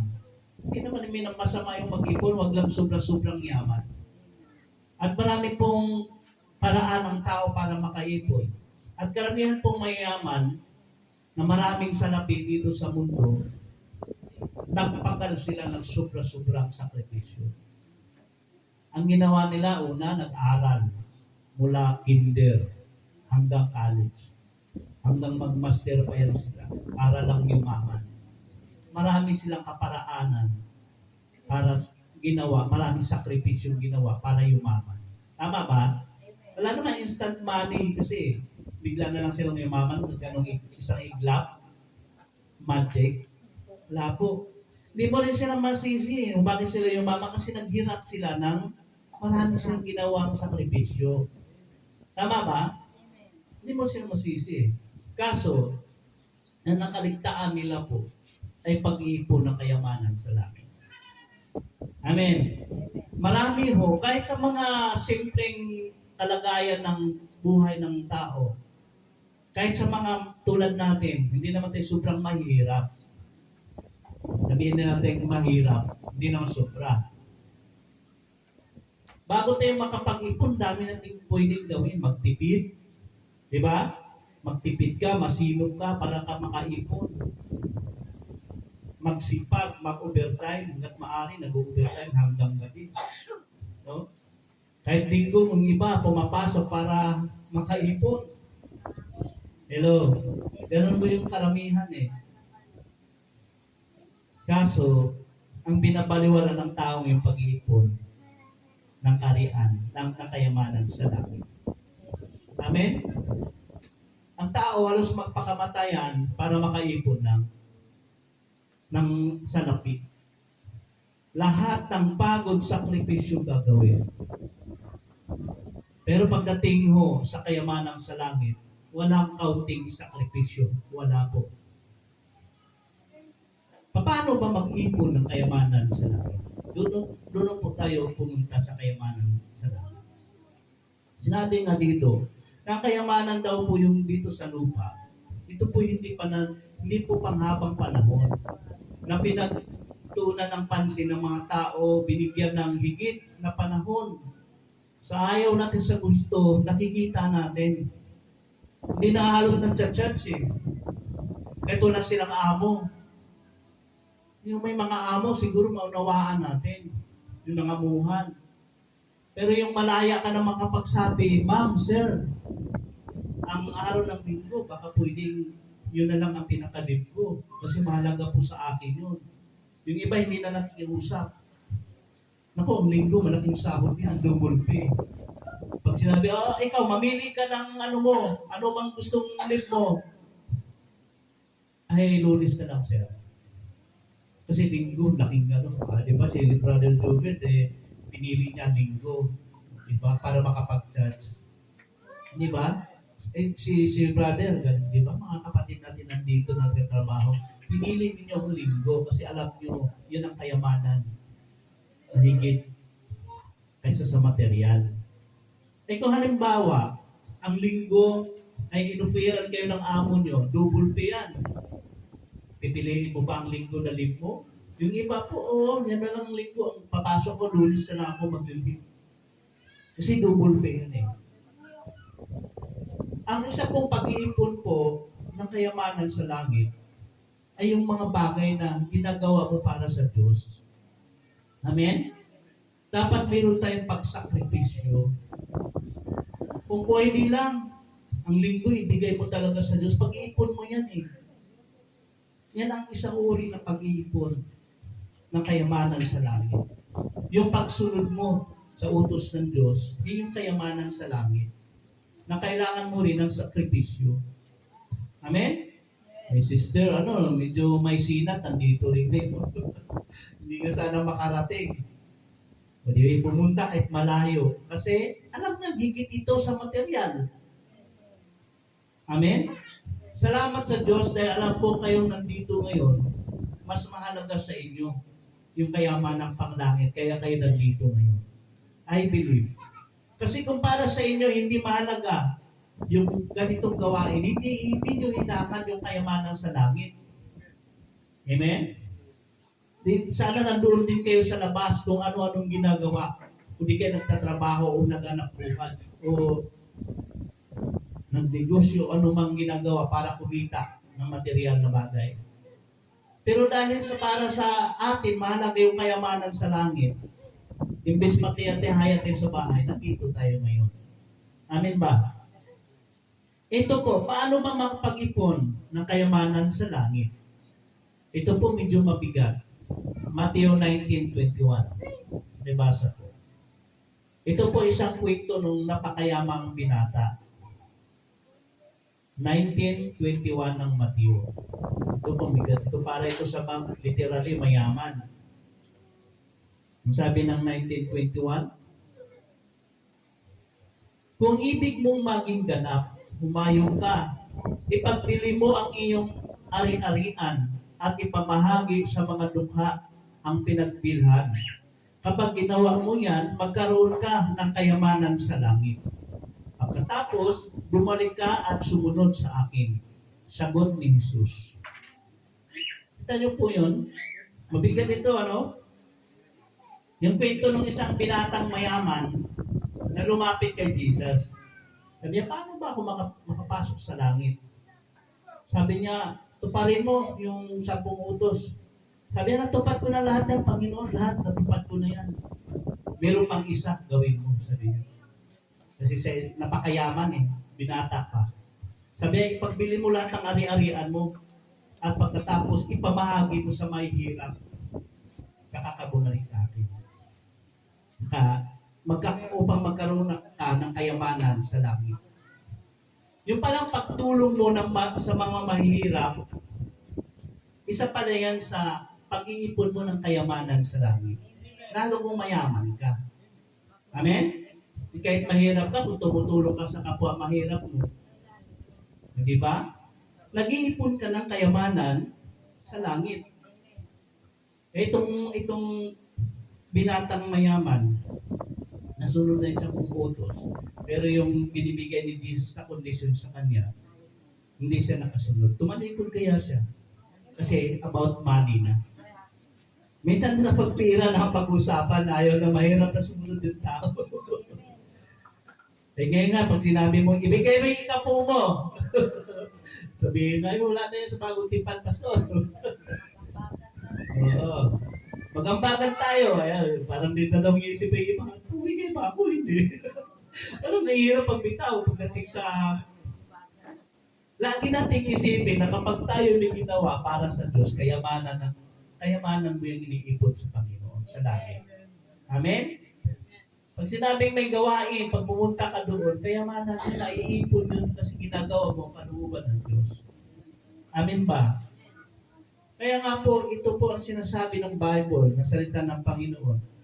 To help to the poor. Yung pagtulong mo sa mahihirap, ay isa pong pag-iipon ng kayamanan sa langit. Lalo kung may kakayanan kang tumulong. Literal po yan. Sabi nga, ito ibinta mo lahat yan. Ipagbili mo lahat ng ari-arian mo. Sabi ni Jesus, at ipamahagi mo. Sinubukan siya kung susunod. Hindi talaga siya sumunod. Tumalikod pa nga kay Jesus.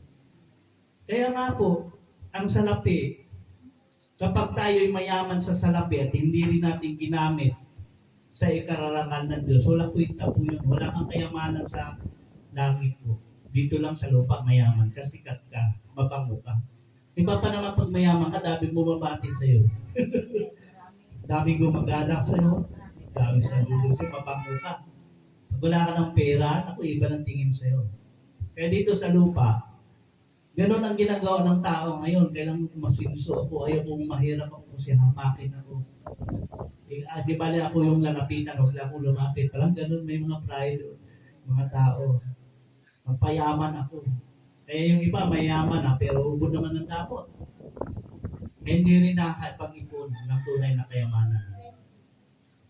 Lucas 12:33. Ang sabi ng Lucas 12:33.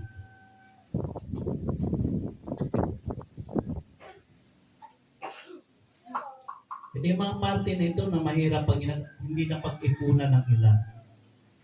12:33. Ang sabi ng 12:33. Ganon din ang sabi, no? Ipagbilin ninyo ang inyong ari-arian at mamigay kayo sa mga dukha. Gumawa kayo ng mga lumbutan, hindi nanluma at mag-impok ng kayamanan sa langit na hindi nakukulangan sapagkat do'y walang makalapit na magnanakaw at walang makapaninirang tanga. Sapagkat kung saan naroon inyong kayamanan, naroon din ang iyong puso. Pero yan, sabi rito, ipagbilin ninyo ang inyong ari-arian at mamigay kayo sa mga dukha.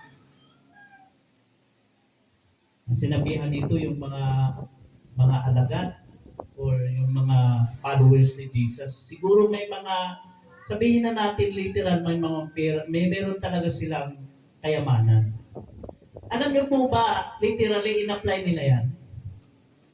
Nasa gawa po, in-apply nila yan. Sabi doon, ipinagbili nila ang kanilang mga ari-arian at ipinamahagi sa kanilang mga mahirap na kapatid. Sabi doon, walang nagtarahog sa kanila. Sa ating ngayon, hindi na ganun ito, hindi na tayo ganun ka. Ipagbili ko to para itulong sa kapatid ko, sa kapwa ko. Mahirap na ito, hindi na ganun ka, bihirang gagawa nito. Halimbawa, 3 bahay mo, 4 bahay mo, dito may kaya ka. May ilang kotse ka. Ibinta mo yung isang kotse, itulong ko sa kapwa ko. Bihirang gumagawa niya. Alala ko si nagbibinta ng ari-arian para itulong. Si Luxin, hindi Luxin pa noon nagbibinta siya ng kotse para itulong. Bihira pong gumagawa nito. Magbibinta ka ng isang bagay para itulong. Kayamanan daw po yun. Kapag ikaw daw ay matulungin, yan ang kayamanan na maiipon mo sa langit. Amen ba? Ngayon, ihintulan natin, i-compare natin sa kayamanan. Halimbawa, nakapag-ipon ka ngayon. Halimbawa, 1,000. Kaya may 2,000, may iniipon ka. Ang tanong, meron ka na bang naipon doon sa langit? Maganda, no? Meron na pa tayong naipon. Amen. Kasi once na ginagawa mo ang kalooban ng Diyos, nakapag-ipon ka. Kasi yun ang sabi ng Bible, mamaya mapapapasa pa tayo, paano ba yung mga kayamanan ng sa langit na naiipon natin? Yung mabubuting gawa, kayamanan po yun.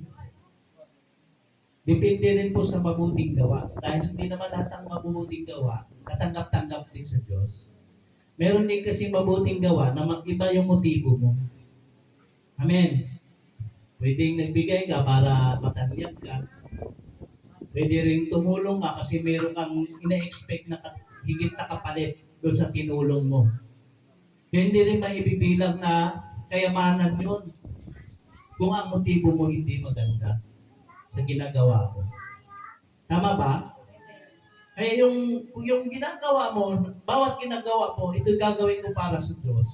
Yun ang naiipon mo, yun ay itinuturing kayamanan mo sa langit. Amin ba? Eh baka mahirap yan. Kung ikumpara mo sa pera, 5 piso, parang naiipon natin.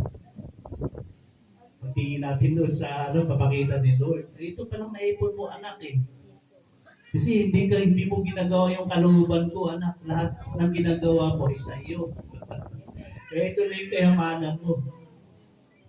Ang iniipon mo, anak, puro salapi sa lupa. Pero pagdating sa aking kayamanan dito sa langit, wala kang ginagawang pagsisikap at sakripisyo. Wala naman sa atin yan Yung may mga ganon. Ay, naku, nakakapagod. Ulit-ulit na lang yan. Kaya ang totoo, hindi nakakaipon. 1 Timothy 6:19, tingnan niyo po. Ito din po ang sinulat ni Apostol Pablo doon sa mga mayayaman. Hindi naman tayo sinunatang mahirap kasi literally, pagdating sa pagtulong, limited tayo. Pero ang mayaman, kung may mga Kristiyanong mayaman, talagang dapat tuparin nila ito. Ako po, ito po sa akin po, no, pag mayroon ko nabalitaan na ubod ng yaman Kristiyano, hindi ako bilib sa kanya. Hindi siya tumutulong. Ubod pa rin ang yaman. Siguro, kung ubod siya ng yaman, siguro kalahati, itulong niya lahat, magtira rin siyang kunti para sa kanya. Mahanga ako sa ganun. Pero, Kristiyano siya, tapos ubod pa rin ang yaman. Ako, questionable na po yan. Damot pa rin, sariling pera. Sabi dito sa 6:17 ng 1 Timothy 17, pakinggan niyo po. Sabihin mo sa mayaman na huwag magmataas. Huwag silang umasa sa kayamanang di mananatili, kundi sa Diyos na masaganang nagkakaloob ng lahat ng bagay sa ating ikasisiya. Sabi niya, turuan mo silang gumawa ng mabuti, magpakayaman sa mabubuting gawa, maging bukas ang palad at matulungin sa kapwa. Sa ganitong paraan, sila ay makapag-impok para sa hinarap at magkamit ng tunay na buhay. Kita nyo? Hindi mga mayayaman, sabi dito, turuan nyo silang magpakayaman sa mabubuting gawa at maging matulungin para sila ay makapag-impok ng tunay na buhay o tunay na kayamanan. Amen. Ibig ko sabihin, hindi natin kasali dito, hindi naman tayo mayaman. Alam niyo po, kasali tayo, sabi ito, yung mabubuting gawa. Kahit hindi naman, ang pagtulong naman, hindi naman laging material, di ba? Hindi man laging involved money. Eh kung gumawa ka lang ng mabuti, karapat dapat na sa Diyos yun, natutuwa na ang Diyos ko anong mabuting ginagawa mo sa kapwa mo. Yun, pagdasal mo, yung kapitbahay mong naghihirap, panalangin mo, ipakilala mo si Jesus. Diba, paggawa ng mabuti yun? Minsan, pagdating sa paggawa ng mabuti, hindi rin yan madali. Kailangan mo rin ng sakripisyo dyan at effort pagdating ng paggawa ng mabuti. Kasi, hindi na tinitsure yan eh. Minsan, bahala sila dyan, buhay nila yan eh. Tama ba? Minsan, ganun hihiran sa atin eh. Matitigas ulo mo ngayon, bayaan mo yan. Minsan wala tayong financial na may tutulong. Oo. Pero sa totoo lang po, hindi na tinitsure ang paggawa ng mabuti. Hindi na tinitsure yan. Pero kailangan mong gawin dahil utos ng Diyos yan. Lalo pag involved money. Ay kung may pera ka, matagal mong pinag-ipunan, tapos hihiramin. Okay, itulong mo lang ba yun? Pinaghirapan mo ng gusto? Hindi na madali. Kung gusto mo talaga, magsakripisyo ka para makatulong, makagawa ka ng mabuti. Kasi kaya nga hindi madali ang paggawa ng mabuti palagi, hindi laging easy. Kaya nga utos ng Diyos pagsikapang gumawa ng mabuti. Bakit? Hindi madali siyang gumawa ng mabuti. Minsan nga, pag nakagawa ka ng mabuti, at hindi naman nasuklian ng mabuti rin, minsan nagsasawa ka rin. Hindi madali lagi gumawa ng mabuti. Pero kailangan mong gawin kung gusto mong makaipon ka ng kayamanan sa langit. Dito lang sa church natin, yung magpapaawit ka, madali ba yun? Yung magigitara ka. May oras ka rin gagawin dyan eh. May time ka rin ilalaan dyan. Eh kung tayo hahayo, mabuti yan eh, kasi pinapagawa ni Lord yan eh. Eh kapag ginawa mo yan, kailangan mong sakripisyo, may oras kang ilalaan din. Yung lakas mo, kailangan mong gamitin. Lahat ng ginagawa natin para sa Diyos, kayamanan yan mga kapatid. Na hindi natin dapat ipagbaliwala sa buhay natin. Hindi yung ibang tao ay masipag sa mga pag-iipon material. Pagdating sa pag-iipon sa kayamanan sa langit, ay tamad na tamad po. Yun nga yung eternal, yun nga ang panghabang buhay, yung gagawin mo para sa Diyos. Tandaan niyo po, ano mang ginagawa mo, maliit man o malaki, basta sinasabi mo gagawin ko ito para sa Diyos, naku, karagdagan po yung kayamanan sa langit. Amen? Isang araw po aanihin mo po yan. Pero po, kung tayo po hindi po naman tayo gumawa para sa Diyos, aanihin din natin yan. Sabi po ng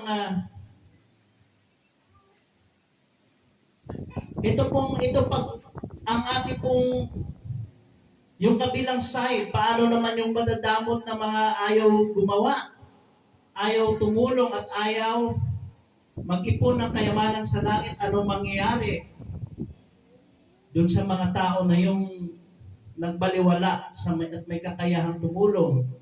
Ang sabi po ng Matthew 25:41 hanggang 46. Tingnan niyo po. Konti na lang, 2 talata na lang. Matthew 25:41 hanggang 46. At sasabihin naman niya sa mga nasa kaliwa, lumayo kayo sa akin, mga sinumpa, kayo'y pa sa apoy na di mamamatay na inihanda para sa diablo at sa kanyang mga kampon. Sapagkat ako'y nagugutom at hindi ninyo pinakain, nauhaw at hindi ninyo pinainom. Ako'y naging isang dayuhan at hindi ninyo pinatuloy. Ako'y nawalan ng maisuot at hindi ninyo pinaramtan. Ako'y may sakit at nasa bilangguan at hindi ninyo dinalaw. At sasagot din sila, Panginoon, kailan po namin kayo nakitang nagutom, nauhaw, naging dayuhan, nawalan ng maisuot, may sakit o nasa bilangguan at hindi kayo pinaglingkuran.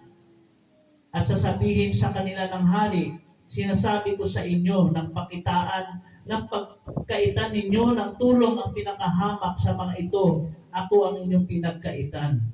Itataboy ang mga ito sa kaparusahang walang hanggan, ngunit ang matuwid ay tatanggap na buhay na walang hanggan. Tignan niyo po, yung pong mga tao na nagbabaliwala sa mga taong nangangailangan, kung may kakayahan tayong tumulong, nagbabaliwala, sabi doon, itatapon sila doon sa kamatayang walang hanggan. Kaya tayo, magpakasipag tayo sa mabubuting gawain. Amen? Dahil po yan po yung kayamanan sa langit.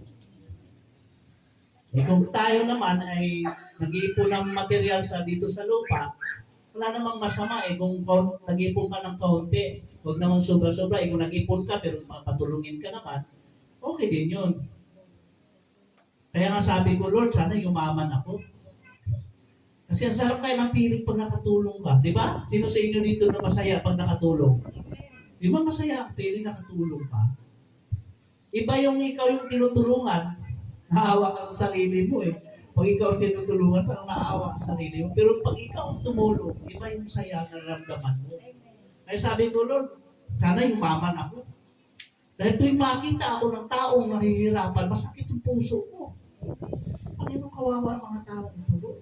Wala naman ako. Pinagpipray ko na lang, Lord, mahabag ka sa kanila. Ang sarap tumulong. Ay, ang problema, wala ka namin sa matulong eh. Ay, pinagpipray ko sa mga yumaman tayo, lahat. Ito ang aking pangarap. Lubin nawa ng Diyos, tayong CCMC Church. Tulong-tulong tayo na lumago ito. Amen? Tulong-tulong tayo na lumago ang CCMC Church. Sa tulong ng Diyos. Pag tayo ay nasa maganda ng kalagayan, ang church natin ay may bubong na ito, na itaas na natin, stable na tayo, nakapag-ipon na tayo ng financial. Pag meron tayong mahihirap na kapatid, tulungan natin sila. Pag walang trabaho, bigyan natin sila ng puhunan, pangkuha ng requirements para makapagtrabaho. Bigay lang yun, God Church. Pag may talagang walang bibilhan sila ng bigas, bigyan suportahan. At kung kaya pa sa ibang mga believers mahihirap, tulungan natin. Di ba ang sarap? Stable tayo. Hindi na natin, wala na tayong kailangan paggawa pa dito. May ipon tayo. Tumulong tayo ng tumulong. Ang sarap ng pakiramdam. At yun ang sabi ni Jesus, maging matulungin tayo sa mga hirap. Hindi tayo makasarili. Amen ba? Last verse po, in Galatia 6:9 hanggang 10. Hindi naman tayo magtuturo ng katamaran. Yung iba kasi natatakot tayong gumawa ng tumulong kasi yung iba daw nakakaabuso. Tingnan din naman natin. Meron naman karapat-dapat ding tulungan. 6:9 hanggang 10 ng Galatia. Ang sabi po dito, kaya huwag tayong magsawa sa paggawa ng mabuti. Pagdating ng takdang panahon, tayo'y mag-aani kung hindi tayo magsasawa. Kita niyo po, huwag daw po tayong magsawa sa paggawa ng mabuti. Amen? Isa pa sa nature natin, madali tayong magsawa. Kaya huwag iwasan, pag parang sawa ka na sa paggawa ng mabuti, may kontrahin, labanan mo yun, kailang ma-overcome mo yun, yung pagkasawa mo sa paggawa ng mabuti. Sawa ka nang dumalaw sa gawain. Isang uri din yan, may mga tao nagsasawa sa gawain. Sawa ka nang magpagamit sa Panginoon. Sawa ka na sa pagiging mabuting tao. Kukontrahin mo yun, kailangan labanan mo yun, na maalis yung panginawa mo. Kasi kung hindi, sabi dito, aanay ka daw kung hindi ka mangginawa. Eh kung nagsawa ka, nakasawa ng gumawa ng mabuti, inaabuso na ako. Sige lang, sabi ng Bible, aanihin naman daw yan pagdating ng takdang panahon. Amen. Samantalahin natin ang lahat ng pagkakataon sa paggawa ng mabuti sa ating kapwa. Lalo na sa mga kapatid sa pananampalataya. Ayan, maging matulungin daw tayo. Lalo na sa kapatid. Sige po, tayo po ay tumayo. Maaari ba tayong umawit isang awit? Tawagan natin ating gitarista.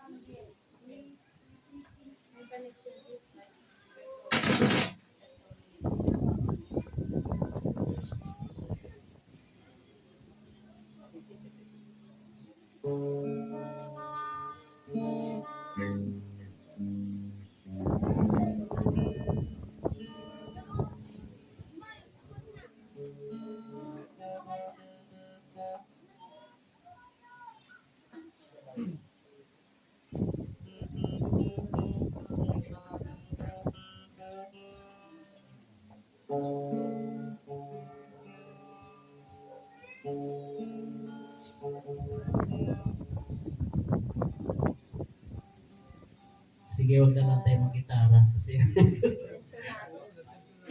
ayusin. Okay naman kanina, siguro ang galaw. Awitin natin yung pusong dalisay. Pusong dalisay ang aking nais. Nalikhain mo, O Diyos, para sa akin. Pusong dalisay ang aking nais. Nalikhain mo, O Diyos, para sa akin. Isang puso't tapat na sa'yo'y nagmamahal.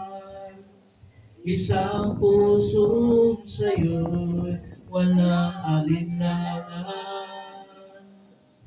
Isang pusong tinitibok na ika'y parangalan. Handog ko'y pagpupuri na sa'yo lamang, Jesus. Manalangin po tayo mga kapatid. Kasapin po natin ang Panginoon. Bago tayo umuwi, mag-pray po tayo. Makipag-usap po kayo personally kay Diyos.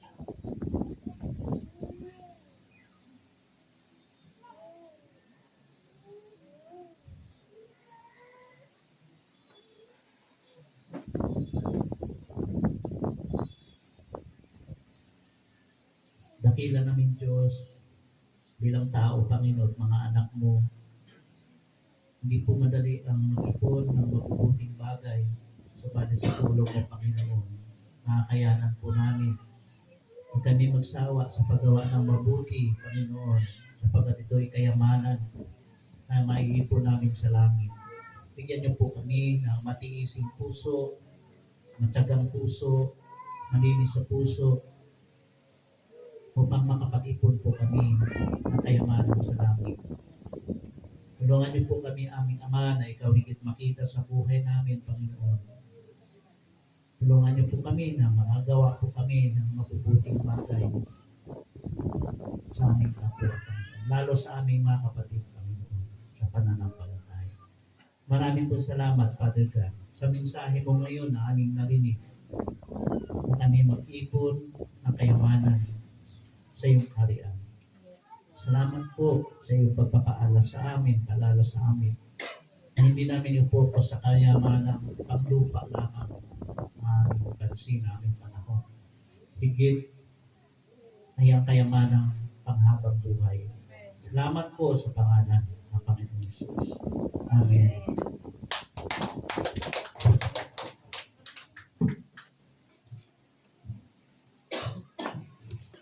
Sa Diyos po ang lahat ng papuri at pasasalamat. Ayan. Salamat po kay Lord sa umagang ito.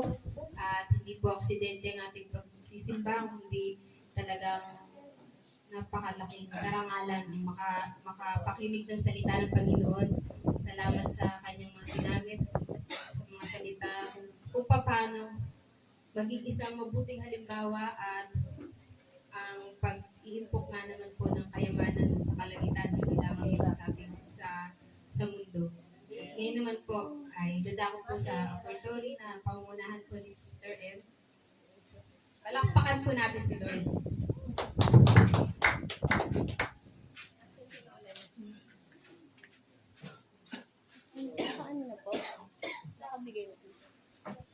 Tapos na. Parang konti na lang yung atin. Mayroon sila yun.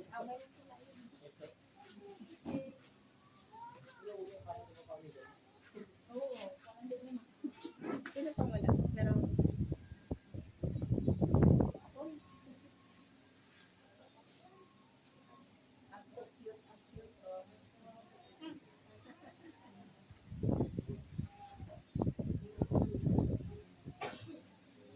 Mula sa Aklat ni Santiago, chapter 2, verse 14 to 20. Mga kapatid, ano ang mapapala ng isang tao kung sabihin man niya siya ay may pananampalataya, ngunit hindi naman niya pinatutunayan sa gawa? Maililigtas ba siya ng ganong pananampalataya?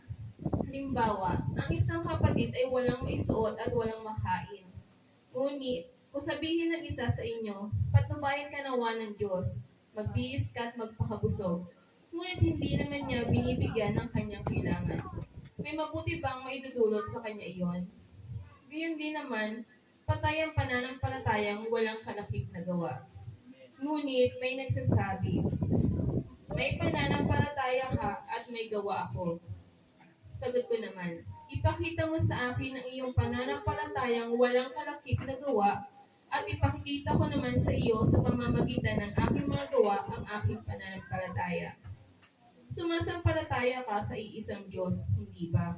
Mabuti iyan. Ang mga demonyo man ay sumasampalataya rin at nangangatal pa. Ibig mo pa bang patunayan ko sa inyo, hangal na walang kabuluhan ang pananampalatayang walang kalakip na gawa? Amen. Ayan po. Parang connection pa rin po ito sa preaching ni Pastor kanina. Ano nga ba yung sinasabi na patay ang pananampalatayang walang kalakip na gawa? Ano ba yung gawa na sinasabi dito?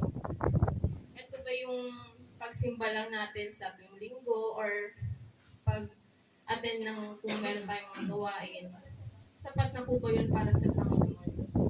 Hindi po ba, hindi lang sa ganung paraan natin makikita yung pwede natin gawin para sa Panginoon. Katulad nga ng kanina sa napag-aralan natin, ito yung pagtulong sa mga nangangailangan. Siyempre, unang-una na dito sa kapatiran natin kung ano yung kaya natin itulong, financially man, or yung prayer, napakalaking tulong. Katulad rin nung binasa ko na kunwari may kapatiran tayo nangangailangan tapos sinabihan lang natin na magdasal ka lang.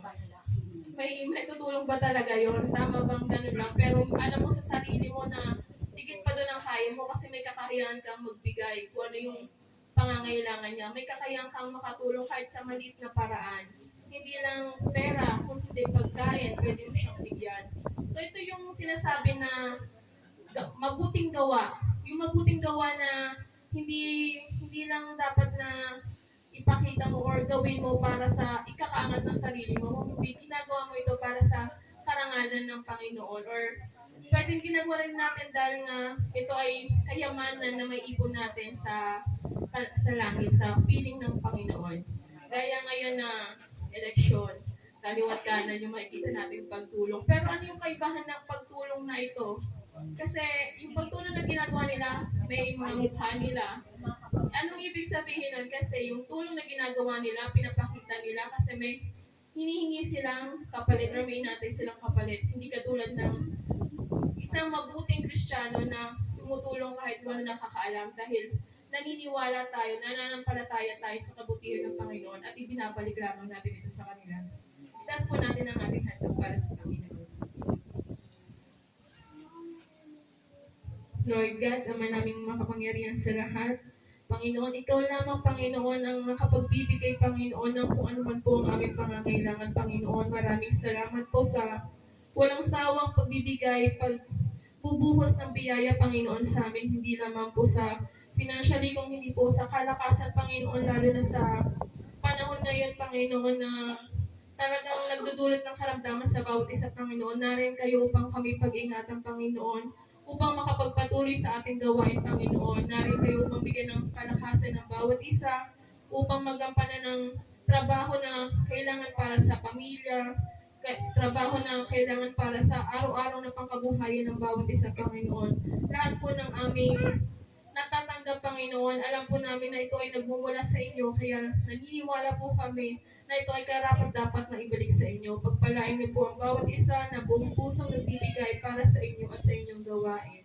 Ito po ang aming dalangin sa pangalan ni Jesus. Amen.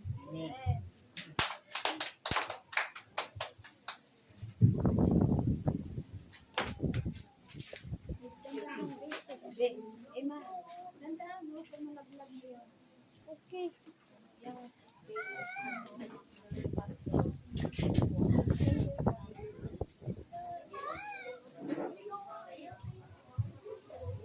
Maraming salamat po sa buhay ni Sister M. Purihin ng Diyos. At ngayon naman po ay tinatawagan ko po si Brother Lando sa ating closing prayer.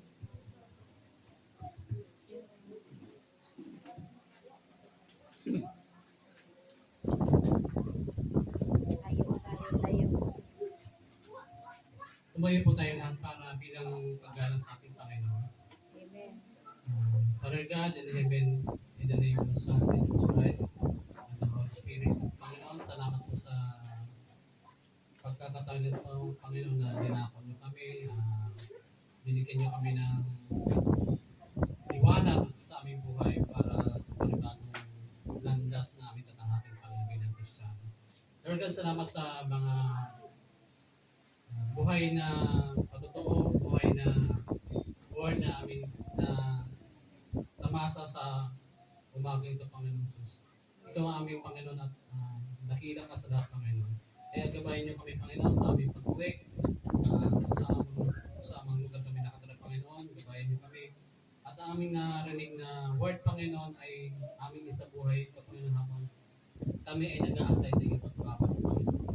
Lord, napakaputi po sa amin, Panginoon. Kaya ito ay binabalik ko sa iyo, Panginoon, at pinapaprehan kita sa pangalan ng Panginoon Jesus. Amen. Amen.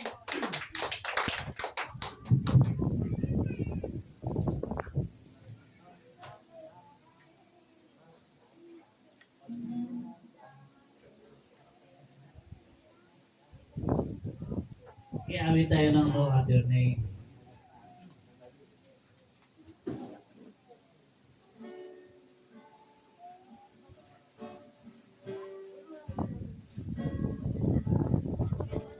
No other name but the name of Jesus. No other name but the name of the Lord. No other name but the name of Jesus. Is worthy of glory, is worthy of honor, is worthy of power and all of praise. His name is exalted far above the earth. His name is high above the heavens. His name is exalted far above the earth. With glory and honor and praises of His name. No other name but the name of Jesus. No other name but the name of the Lord. No other name but the name of Jesus. He's worthy of glory, He's worthy of honor, He's worthy of power, all of praise. Taas po natin ating mga kamay sa Panginoon. Dakilan naming Diyos aming Ama, inyong pagpalain, inyong basbasan, Panginoon, ang aming mga physical Lord, patuloy po namin pinabasbasan sa iyo upang aming magtaglay ng physical, Panginoon, na kalusugan. Patuloy mong pagalingin ang sino mga may sakit, Lord, at proteksyonan mo laban sa lahat ng uri ng sakit ng aming physical, Panginoon. Ganyan din po ang aming spiritual na pagkatao. Patuloy mong basbasan, itaas mo ang antas ng aming pananampalataya, Panginoon. Ganyan din po ang material needs, inyong basbasan kami sa aming pangailangan, sa mga nagtatrabaho, basbasan mo po sila upang sila ay makapagtrabaho ng maayos at tumaas din ang kanilang mga sahod, mga allowance. Gaya din po ang mga nagbe-business, basbasan mo upang ang mga business namin ay lumago, Panginoon. Makatulong po kami sa mga ilan. Father God, basbasan mo ang lahat ng espiritu ng aming buhay. Sa ngalan ng Ama, ng Anak, ng Espiritu Santo. Amen. Good morning po sa lahat, magkabayan po sa iyo. Mga music team, pwede po kayong magpaiwan ng kahit isang oras po at tayo po ay mag-practice ngayon na din para po sa anniversary.